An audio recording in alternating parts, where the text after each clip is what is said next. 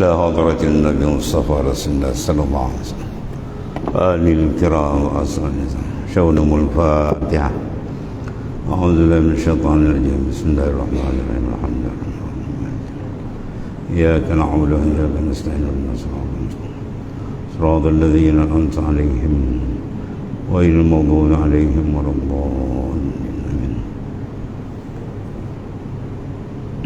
سأقول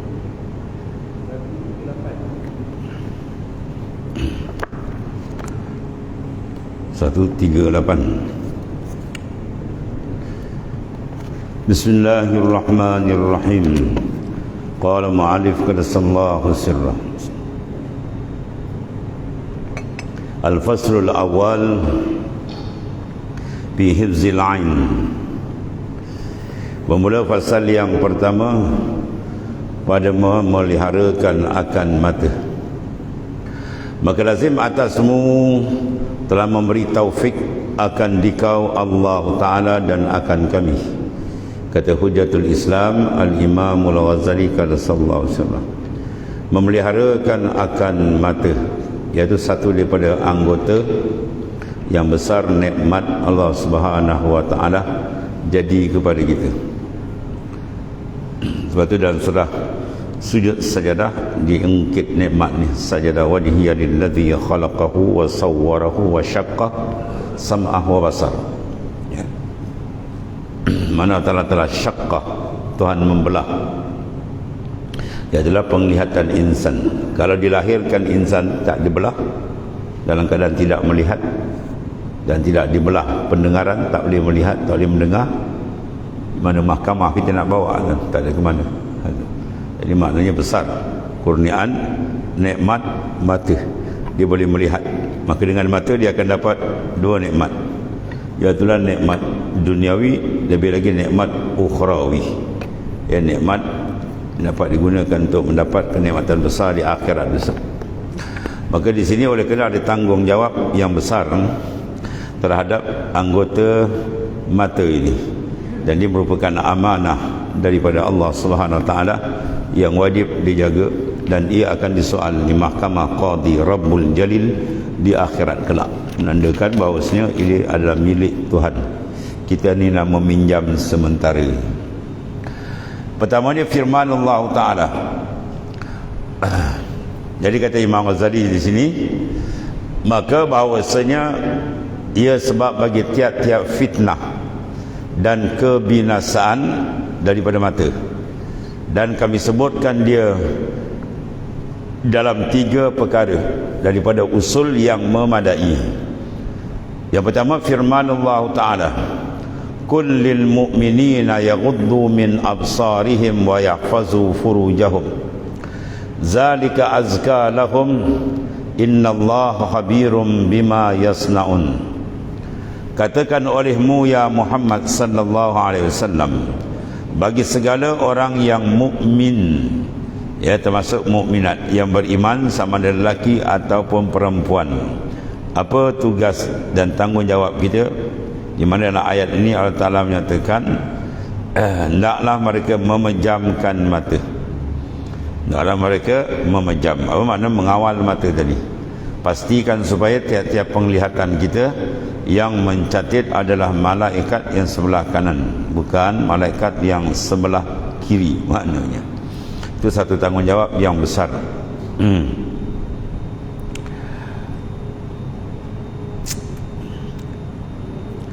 Dan memelihara mereka akan faraj mereka itu. Yang demikian itu terlebih suci bagi mereka, bahawasanya Allah SWT amat mengetahui dengan barang yang dikerjakan oleh mereka itu. Surah An-Nur ayat 30. Dan ketahui ilmu bahawasanya aku tilik akan ayat ini. Aku tilik, kata Imam Al-Ghazali, akan ayat ini, maka tiba-tiba mana tatkala itu, tatkala itu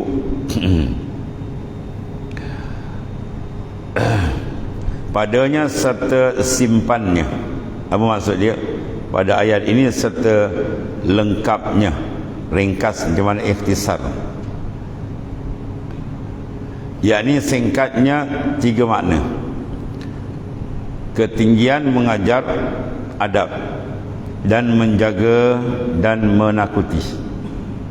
Ya, itulah adapun mengajar adab dalam ayat ini yang disebutkan inilah adab. Maka firman Allah Ta'ala kata olehmu bagi segala mukmin, kullil mu'minina yaghuddu min absarihim, ya, memejamkan mereka itu akan mata mereka, dan tidak dapat tiada bagi hamba daripada mendirikan suruhnya, penghulunya, dan beradab dengan adab, dan jika tiada maka adalah ia jahat adab, maka didinding mana akan terhijab, dan tiada diizin baginya pada hudur qalbi lima Allah. Kalau dia tak jaga mata menyebabkan risiko dia amat besar di sini. Itu sebab satu amanah yang besar yang perlu dijaga. Dia ada kaitan dengan hudur qalbi kita dengan Allah Ta'ala. Sebab bila mata dikawal, maka rohani dia akan jadi sihat. Kalau mata tidak dikawal, maka rohani dia ada efek dia. Innan nazara ila mahasinil mar'ah sahmun masmumun min syihamin iblis faman tarakaha azakahullahu ta'ma ibaratun tasru. Sesungguhnya satu pandangan kepada aurat perempuan, laki-laki memandang aurat yang diharamkan oleh Ta'ala, itu dipanggil sahmun masmumun min syihamin iblis. Satu anak panah beracun daripada anak panah iblis dia kena. Ya. Faham? Dia tengok daripada aurat perempuan bermakna dia kena panah tajam, sak rohani dia yang beracun daripada iblis. Maka baginda saya menyatakan faman tarakaha, barang siapa yang meninggalkan pandangan tersebut kerana digerun dengan Allah Subhanahu wa taala, maka Tuhan hadiahkan dia azakahullahu ta'ma ibaratun tasru. Dia akan dapat kemanisan dalam ibadat. Ya, kalau kita try 3 hari juga tuan, kita jangan pandang aurat perempuan, jangan pandang, kita tunduk dengan niat semata-mata menjunjung perintah Allah, insya-Allah dia akan rasa luar biasa ibadat dia. Ya, dengan dia lepas sampai kita tengok ni habis tu. Ya, antum-antum dia kena jaga sangat. Ini adab kita dengan Tuhan punya sekalian makhluk ilah Ta'ala. Maka faham olehmu akan faedah dan engkau tilik akan barang yang di bawahnya. Maka bahawasanya padanya barang yang ada padanya, dan ada pun menjaga. Yang tadi dia kata adab, mengajar adab. Kemudian masalah yang kedua ialah penjagaan. Dalam ayat ini dia menjagakan maknanya apa? Zalika azka lahum, iaitu dikatakan atas 2 makna. Demikian itu makna terlebih suci. Ya, dengan sebab kita menjaga tadi, memelihara itu terlebih suci. Ya, bagi mereka untuk mereka mendekatkan diri dia kepada Allah Ta'ala. Mana mungkin kita nak masuk dalam istana ya, raja dalam keadaan kotor. Ya, ini bukan istana raja, istana segala raja, Malikul Muluk ila Ta'ala. Maka tak dibenar masuk dalam keadaan kotor, iaitu kotor maksiat, sama ada maksiat daripada lahir anggota yang 7 atau maksiat yang batin. Ya, maka dia kena bersih, baru dia layak untuk masuk ke hadrat Allah Subhanahu wa Ta'ala. Mana hudur qalbi ma Allah, maqamul hadrah, maqamul uns yang tinggi. Betul Al-Imam Al-Syafi'i cerita yang masyhur kan, syaqautu ila al-waqi' an su'il habs fa akhbarani bi anna al-ilma nurun wa nurullahi la yuhdah lil 'asi. Imam Syafi'i mengadu hal kepada gurunya bernama Waqi' daripada terganggu hafalan dia. Imam Syafi'i boleh hafal hadis Muwatta' satu malam.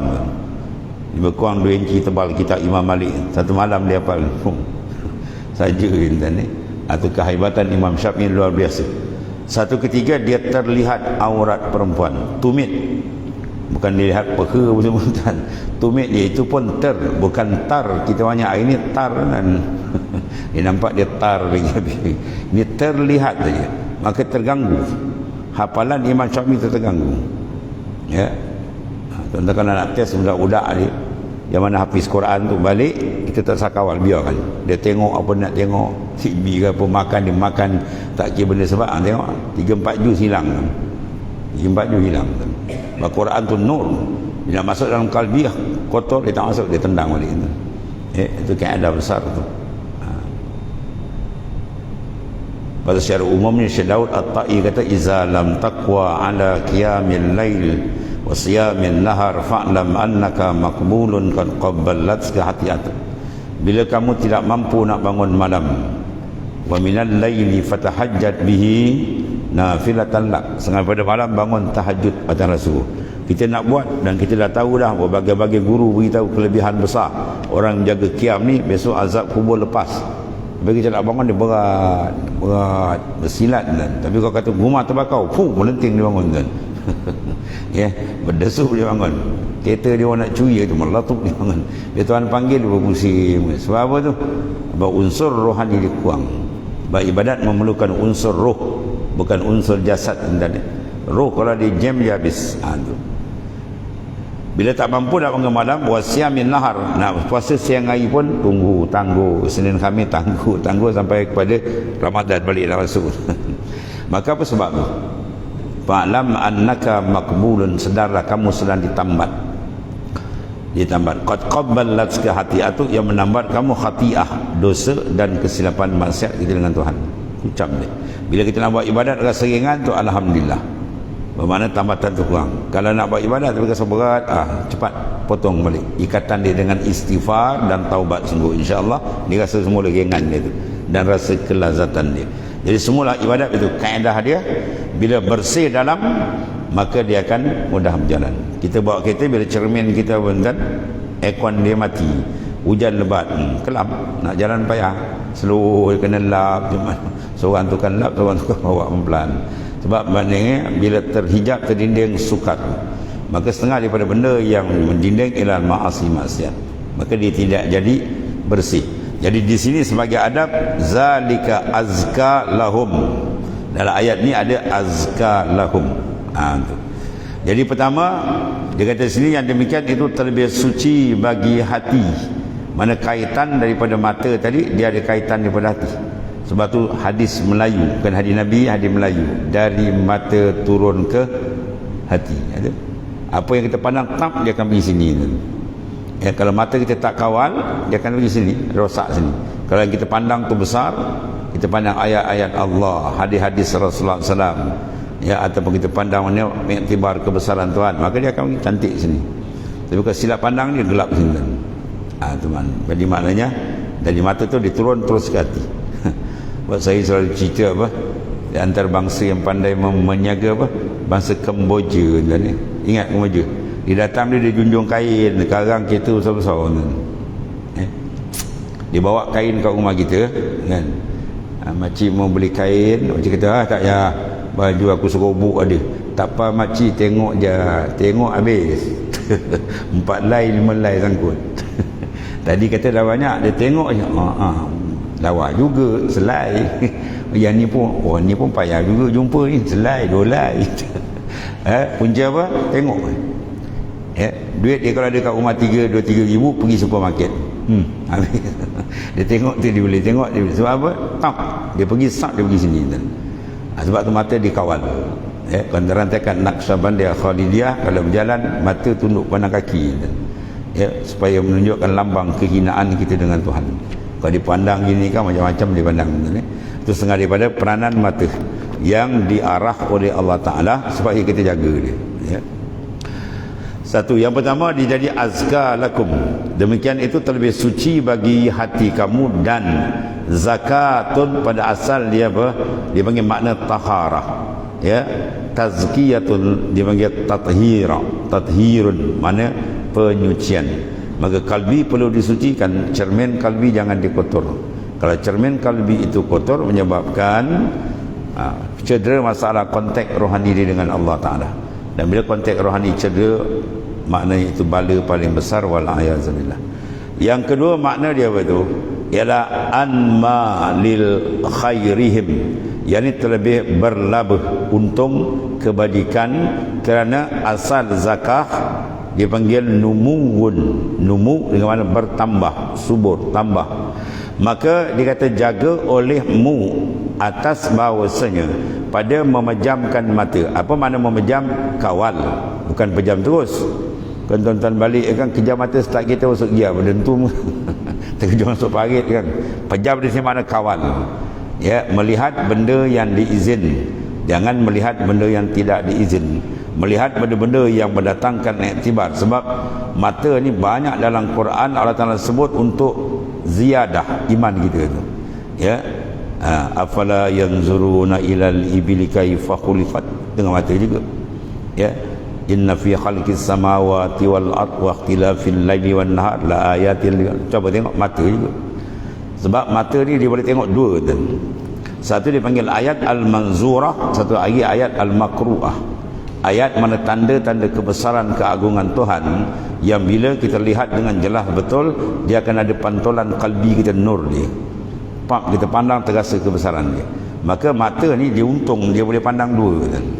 Ya, ayat mana tanda kewujudan kebesaran keagungan Tuhan yang maha dahsyat, ya, yang dibaca dia boleh tengok. Itulah Al-Quranul Karim.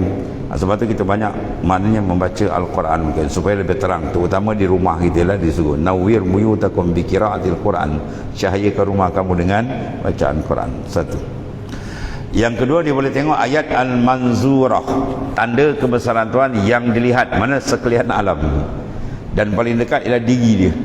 Wa fi anfusikum afala tubsirun, pada diri kamu tak perhati ke Al-Quran sebut kan? Mana dengan apa? Mata.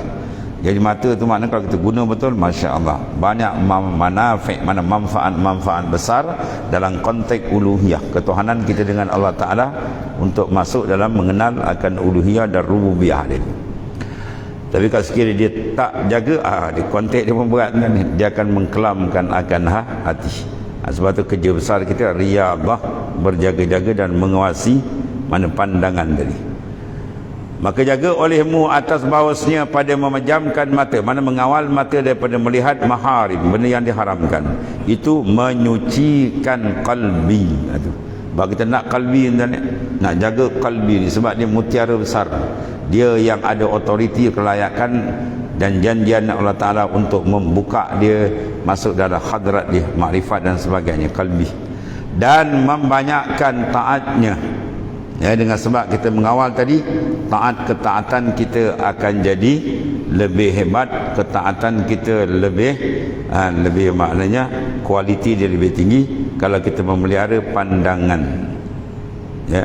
Seorang tadi beribadat, seorang tak ada, ya, tiba-tiba dia tengah buat ibadat, dia tengok ada orang pandang dia macam tu. Ya, dalam dah bergegau, silap-silap kampung masuk riak, masuk ujub, masuk. Tapi kalau dia tak nampak, dia seorang dia, ya, lain. Sebab tu Rasulullah SAW suruh kita kalau buat rumah, dia suruh buat satu, dipanggil apa, bilik khalwah dalam Mukhtalul Hadis. Dan tuan-tuan guru, ulama-ulama besar sebelah-belah sana, Kelantan, Patani semua kan, dia biasa lepas mengajar dia akan balik masuk bilik khas dia tu sampai ke mati, isteri dia pun tak pernah masuk. Tu bilik khas dia tu, ya, untuk dia motivasi diri dia, untuk dia muhasabah, untuk murakabah, musyahadah ke Tuhan, tempat yang maknanya suasana dia perlu kepada ketenangan. Jadi dia masuk, dia senyap diri menghadap. Itu di antara sebab apa? Mata terkunci daripada melihat benda-benda yang tidak memberi faedah. Telinga pun terkawal dari mendengar benda yang tidak memberi faedah. Ya, sebab min husnil islamin maru tarkuhu ma la ya'ni. Sengaja bertanda Islam seorang tu elok, dia meninggalkan benda yang tidak memberi faedah. Mata dia tak lihat benda yang tak berfaedah. Telinga begitu juga, kaki tangan dia tak bergerak berjalan tempat yang tidak ada faedah. Apatah lagi tempat yang dikatakan benda muharamat tu lagi lah, yang tak ada faedah tu pun dia tak tengok tuan ni. Maka cantik dia akan taraki, makin cantik, makin bersih kalbi dia tadi tu. Maka jaga olehmu, kata Imam Al-Ghazali, bahawasanya pada memejamkan mata, mana mengawal penglihatan tu menyucikan kalbi. Mana kalau tak kawal, dia tak suci, itu maksudnya. Dan membanyakkan taat, mana taat tu akan jadi hebat, taat tu akan jadi banyak, taat tu kualiti, ya, akan naik. Dan kebajikan, dan yang demikian itu jika tiada engkau pejamkan mata kamu dan engkau lepaskan tali, dia tengok apa dia nak tengok, ya, benda yang disuruh benda yang dilarang pun bila dia tengok dia tak kawal. Saya melihat dia kepada barang yang tiada memberi faedah akan dikau. Ya, tiap-tiap benda tak berfaedah dia akan terjun ke kalbi, apatah lagi kalau benda yang diharamkan, dia mengotorkan. Maka tiada sunyi ada kalanya jatuh mata engkau atas yang haram. Maka jika sengaja maka dosanya besar, dan terkadang bergantung hatimu dengan demikian itu, maka binasa kamu jika tiada dikasihi oleh Ta'ala. Bila tu kita tujuan kita nak bersihkan kalbi. Qad aflaha man zakkaha wa qad khaba man dasaha. Qad aflaha, confirm. Macam begitu. Qad masuk di fi'il madhi, dan mana daripada ditakkid, mana confirm tetap dapat kejayaan bahagia dunia akhirat. Siapa dia? Man zakkaha, mereka yang melakukan tazkiyatul anfas, penyucian kalbi dia. Jadi benda-benda yang menyebabkan kalbi suci dan benda-benda yang menyebabkan kotor, itu hendaklah dipantau, supaya kalbi dia makin cantik, makin bersih. Macam mana dia datang, begitu dia balik esok. Jadi setengah daripada benda yang dia kena jaga ialah an-nazar, penglihatan, ataupun dipanggil pandangan tu, hifzul ain. Dan sebenarnya telah diceritakan bahawasanya hambanya memandang akan satu pandangan yang madidatun, mana mendidih dengan dia pada hati, seperti madidah, iaitulah kulit di dalam penyamak. Kalau kita samak kulit kan, masuk alat dia menggelegak perlu kan, macam itulah hati dia jatuh satu pandangan, pap aja pap. Kalau dia tak kerti memandang, dipandang rosak ni, dipandang orang hebat, kalbi dia kadang-kadang jadi rosak. Pandang orang hebat dah ditakut kat orang tu. Kalau pandang orang tak hebat pula jadi rosak, dihina pula, ini pum jadi mengumpat. Ya, kalau dia tak kerti memandang. Kalau dia kerti memandang lain, dipandang sap aja, mata luar mata dalam dibuka, dipandang af'al Tuhan, boleh selamat. Kalau dipandang hanya dibuka mata luar saja, rosak kan. Dia tengok benda yang dibesarkan manusia, akhirnya dia terpengaruh. Kalau dia tengok pula benda yang tak elok, maka dia menghina pula, apa ini indah, dia mengumpat pula. Ya, sebab apa? Pandangan tu. Dia kalau pandangan, dia kena pandai memandang. Kalau dia pandang kena betul, tak apa. Kebanyakan dia bila kalbi dia tak kuat dengan Tuhan, bila pandang banyak tersilap. Dia pandang dunia, dia sangkut dengan dunia. Kalau pandang benda tak elok pula, dia mengkeji pula, jadi mengumpat, jadi menghina dan sebagainya. Punca dia apa? Ternampak. Kalau dia tak nampak, tak ada apa kan. Itu maknanya pastikan pemandangan tu biar dia membawa manfaat besar, jangan sebaliknya. Dan tiada memberi manfaat dengan dia selama-lamanya. Habis. Satu cerita wali kita ceritakan, wali besar ni. Dia balik lama tak balik ke kampung dia. Bila dia balik, dia pandang, tu pandang macam apa? Dia nampak ada 3-4 biji rumah baru. Dia pandang dia, kalbi dia pun jawab, siapa punya rumah ni? Anak siapa punya rumah ni? Berapa kos dia buat? Habis berapa masa situ? Lepas tu dia mujur dia orang hebat, pum dia sedar balik. Dia kata apa faedah aku pergi tanya benda ni? Kalau aku jadikan makanahu tasbihan lakana aulah. Kalau aku tak sila aku tak tasbih ke Tuhan, lagi besar pahala aku dapat.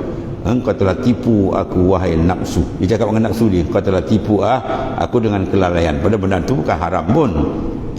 Mina orang yang berhati-hati di kalangan aulia.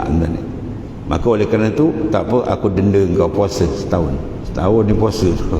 Kau 10 hari pun boleh tahan. Itu para aulia dahsyat-dahsyat. Sebab tu dudukan dia tinggi di sisi Allah. Dia denda kawan tu. Di dalam proses kita mendidik, dia ada satu kaedah, dia panggil mu'aqabah. Mu'aqabah mana denda. Nakal sangat, cikgu kata beli kau. Kadang kena jemur kat panas kan. Budak tu kena perit, tak buat lagi dah. Denda. Begitulah nafsu. Kalau dia buat, dia silap, kita denda dia.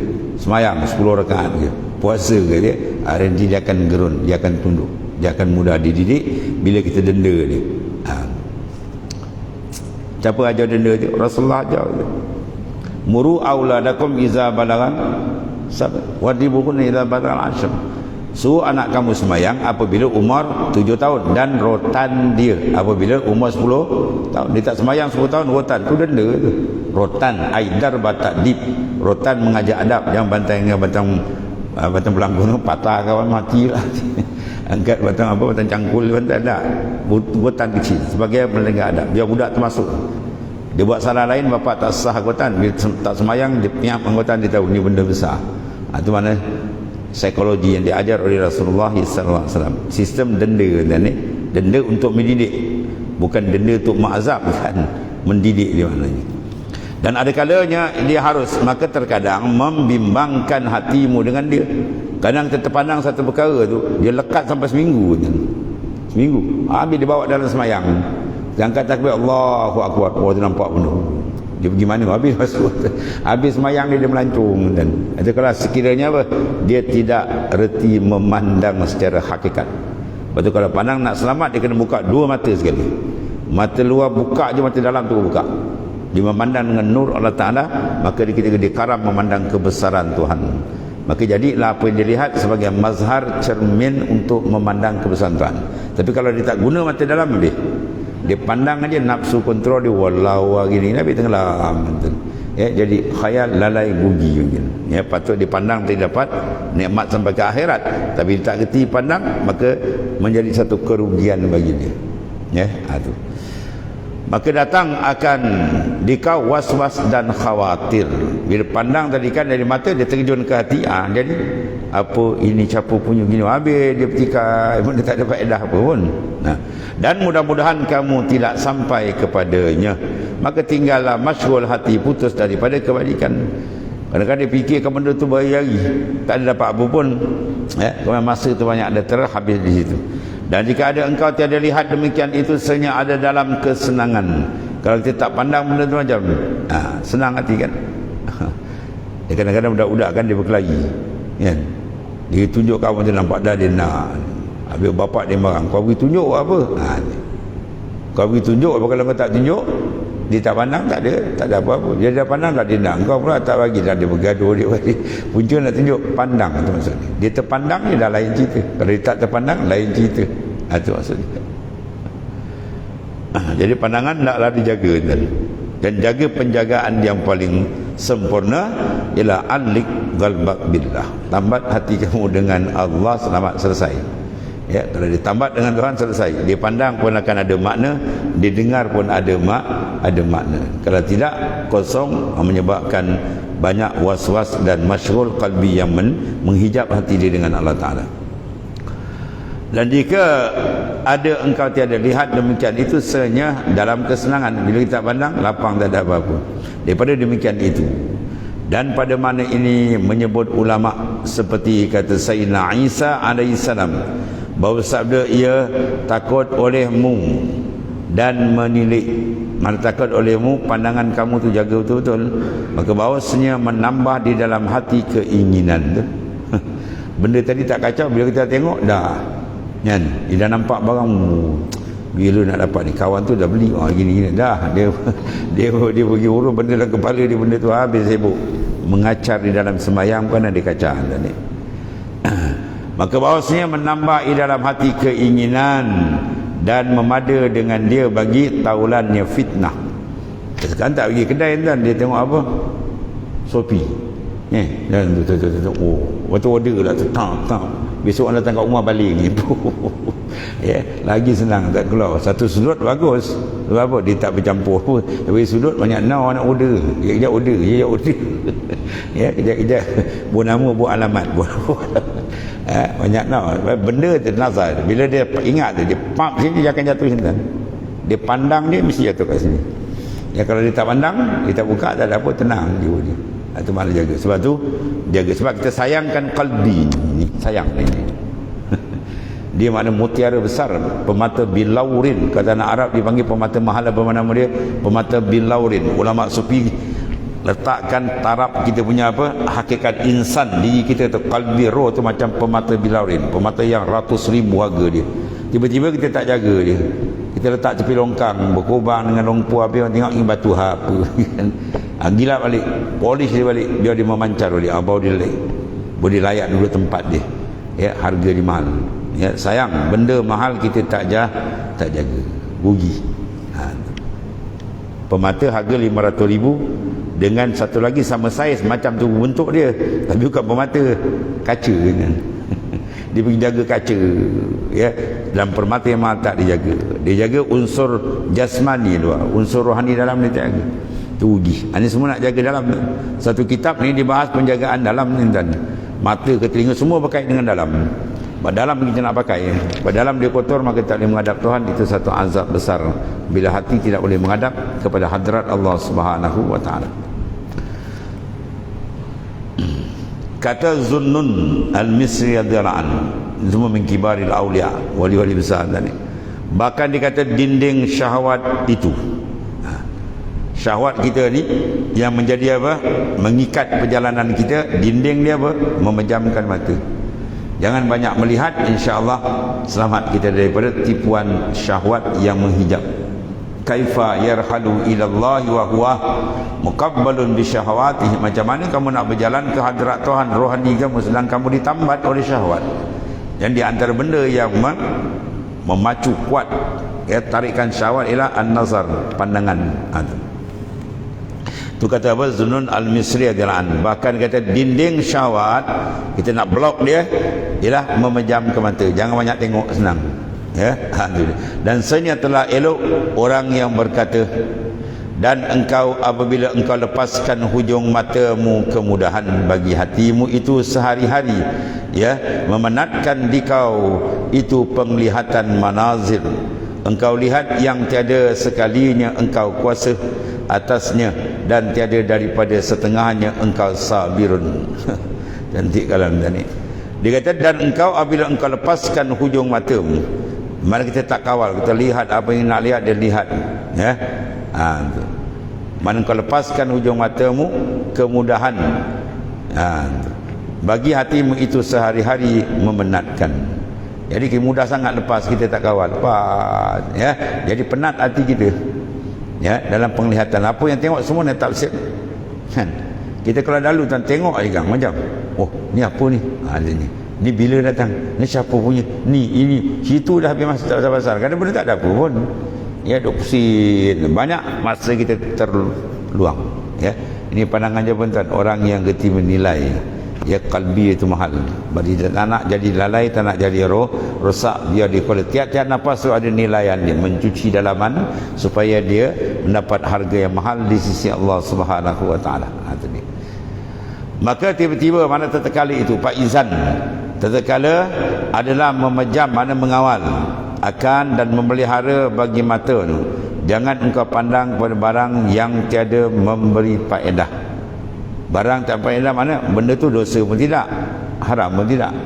Ya, itu pun kita kawal. Kalau yang muharamat tu lagi lah, ya, ibarat racun yang merosakkan kalbi kita ni.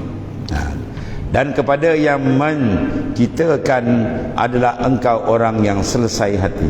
Manakala kita tak terlibatkan banyak mandang, maka kalbi kita akan tenang, kalbi kita tak akan jadi saru, lapang dan mudah dia menghadap kepada hadrat Allah SWT. Lagi kesenangan daripada banyak was-was gangguan, sejahtera diri daripada kebinasaan, bertambah di dalam kebajikan. Ya, banyak kebajikan dia akan dapat bila dijaga mata dia dengan betul. Itu dia. Baru Imam Ghazali sebut zaman dia tu dah. Apa Imam Ghazali sebut? Hazaz zaman zamanus sukut waluzumul buyut waridha'u bil qud ila antam. Hazaz zaman, zaman sekarang. Zaman siapa ni? Imam Ghazali kan, hebat lagi tu. Zaman kita lah, kita tak cerita lah. Zamanus sukut, banyak berdiam diri. Maksud apa? Jangan melibatkan banyak membuat kenyataan yang bukan. Waluzumul buyut, banyak lazimkan di rumah. Ya, banyak duduk rumah, jangan merayau tempat-tempat. Kebanyakan akhir zaman, di mana tempat kita berjalan ada je maksiat yang kita pandang. Di mana kita buka telinga mata kita ada je mungkar yang kita terdengar dan sebagainya. Jadi oleh kerana itu jalan lazim dia duduk lazimkan di rumah. Ya, lazim di rumah kecuali benda-benda yang mewajibkan kita keluar. Nak pergi sembahyang kena keluarlah, nak cari rezeki bekerja atau kena keluarlah. Ya, yang baik itu keluar. Lebih betul lazimkan walzumun buyut. Waridha'u bil qut, dan redalah dengan makanan yang sekadar, ya, sebab memudahkan untuk ibadat. Kalau kita layan sangat nafsu kan, habis kan makan tu nak makan yang habis urus makan dia berjam. Ya, buat sampai bila ila antamut, sehingga engkau dijemput kembali menghadap Allah. Ya, Itu jalan kita nak proses, kata Imam Ghazali, pengalaman ya orang yang pakar dalam bidang kerohanian, jadi untuk menyuci dalam tu. Allah. Dan sejahtera dirimu daripada kebinasaan bertambah di dalam kebajikan, maka jaga olehmu akan faedah yang amat menghimpunkan. Mana faedah yang amat besar, dengan lapasnya ringkas tapi faedah dia banyak. Itu mana menghimpun, diikhtisarkan. Wallahul muwafiq. Itu cari Imam Ghazali, aku terangkanlah, tapi yang memberi petunjuk semua ialah Allah. Alaina bil qiraah wa 'ala Allah bil futuh. Kami tolong baca saja, yang membuka adalah hidayat, adalah Allah Ta'ala mutlak. Kemudian ada pentahdid, maknanya memberikan sentuhan kegerunan hati kita tu. Menakut ia adalah ayat dia apa? Innallaha khabirum bima yasnaun. Bahawasanya Allah Ta'ala amat mengetahui dengan barang yang kamu kerjakan. Itu dia, ya. Mana Allah Ta'ala khabirun, amat mengetahui. Apa saja kita buat, tak ada satu yang terlepas daripada ilmu Tuhan. Maka dia membawa dua maksud yang besar, mendidik dan mengawal. Kita mengetahui ilmu Tuhan, dia ada dua unsur besar. Satu, maknanya mendidik supaya hati kita sentiasa perasan yang kita dalam pengetahuan inkishafil ilmi. Yang kedua, iaitulah mengawal. Amal yang kita buat akan jadi cantik apabila kita gunakan makna kepahaman musyahadah akan ilmu Tuhan. Wa kafa billahi alimah. Bagi kita buat ibadat cukup Tuhan dah tahu, tak payah nak bagi orang lain tahu, ya. Bakal orang lain tahu habis dah ni rosak amalan tu. Allah. Lepas tu tuan-tuan buka dalam kitab ni, mana ada belakang ni, ya itulah sebelum Allah Ta'ala jadikan 7 lapis langit, Allah Ta'ala jadikan 7 malaikat yang menjaga tiap-tiap lapis langit. Bila amal yang tak ikhlas dia sangkut dan, ya. Allah, di antara dia apa? Riak. Langit 7 tu, langit pertama lepas tiba 7 ada riak tu, tendang balik kan. Ya, itu kita gerun maknanya. Sebab ni di antara mendidik. Wa kafa billahi alimah. Cukup bagi kita. Baru kata man lam yakna bi ilmillah la makhalata an yadkhala alaihi riak. Barang siapa buat amal, dia tak cukup Tuhan dah tahu, dia nak suruh orang tahu. Habis confirm dia kena penyakit riak yang sangat digeruni oleh Habibullah Rasulullah sallallahu alaihi wasallam. Sangat gerun umat dia kena tu. Akhafu ma akhafu ala ummati asyirkul asghar wa huwa riak. Benda yang cakap aku sangat aku gerun kena pada umatku ialah riak, penyakit yang menyebabkan teralih pandangan ibadat dia bukan kerana Allah tapi dah pusing. Sebab apa? Dia tak perasan Allah tu khabirun bima yasna'un. Satu. Dan satu lagi, akhirnya apa? Firman Allah Ta'ala, ya'lamu kha'inatal a'yun wa ma tukhfis sudur. Allah Ta'ala mengetahui ia akan khianat bagi mata. Mata yang memandang tu betul-betul kerana Allah, atau mata memandang tu ada makna terracun dengan pandangan nafsu dan syaitan. Ya, itu maknanya. Allah Ta'ala tahu. Bila Tuhan tahu semua tu, barang yang disembunyikan dalam dada oleh kalbi, cukup ini sebagai benda dipanggil inzar, amaran yang menggerunkan kita supaya kita buka mata kerana dia. Ya, kita kejam mata pun kerana dia. Barulah insya-Allah cantik perjalanan dia tadi dan mendapat rahmat besar daripada Allah Subhanahu Wa Taala. Dan memadalah dengan ayat ini menakutkan bagi orang yang takut akan maqam Tuhannya yang besar, maka segala yang disebut itu satu asal, ya. Maka akan datang dia akan bahas, ya. Dan asal yang kedua barang riwayatkan daripada hadis Nabi sallallahu alaihi wasallam, tu hadis tadi, inna nazara ila ma'asil mar'ah sahmun masmumun min syamil iblis faman taraka azakullahu ta'ma ibadatin tasurruh. Bahawasanya tilik pandangan kita tadi kepada elok perempuan, aurat perempuan itu seolah-olah kena racun daripada racun iblis, maka barang siapa jaga dia akan dihadiahkan kemanisan ibadat. Mafhum dia pun dan orang tanya kita apa syarat ataupun apakah kaifiat cara untuk mendapat kemanisan ibadat? Jawab dia satu je, tarkul ma'asi, meninggalkan maksiat. Tinggalkan maksiat, Allah Ta'ala akan hadiah. Itu Tuhan jamin tu, ya. Azakahullahu ta'ma ibadatin tasruh. Tuhan akan hadiah di kemanisan ibadat yang sangat hebat, luar biasa dia. Ya, itu satu rahsia besar. Sebab kita beribadat sampai kita rasa manis. Tu. Bila manis dia akan pergi pada cinta. Bila cinta dia akan buka. Bila dia ada syauq dengan Tuhan, dan syauq dengan Tuhan tak akan hasil melainkan dengan apa? Kemanisan. Dan kemanisan tak akan hasil melainkan ada tumpuan. Bila ibarat ditumpu total ikhlas pun Tuhan hadiah hari kemanisan. Ya, bila dapat kemanisan, maka dia akan dapat satu lagi pembukaan, dipanggil apa? Lazat dan rasa, iaitulah syauq, rindu dengan Tuhan kuat. Bila rindu tu kuat, habis buka. Rafa'tul hijab, aku buka hijab. Bila buka hijab, dia mengenal Tuhan bil kashfin, dengan kasyaf maknawi dipanggil itu. Atau panjang perbahasan di mana nikmat besar di situ. Maka di sini bawakan hadis Nabi, insya-Allah ya, disambung dalam tajuk akan datang, innan nazara ila ma'asil mar'ah sahmun masmum min syagin iblis faman taraka azakallahu ta'maratin ibadat ta'ma ibadatin tasurru, sadaqa Rasulullah sallallahu alaihi wasallam. Wallahu bismillahirrahmanirrahim, alhamdulillahirabbil alamin. Sayyidina Maulana Muhammadin wa ala alihi wasallam. Allahumma ighfir lana ya ma salafa wa fa inna khairal anta. Alhamdulillah. Subhanakallahumma wa bihamdika.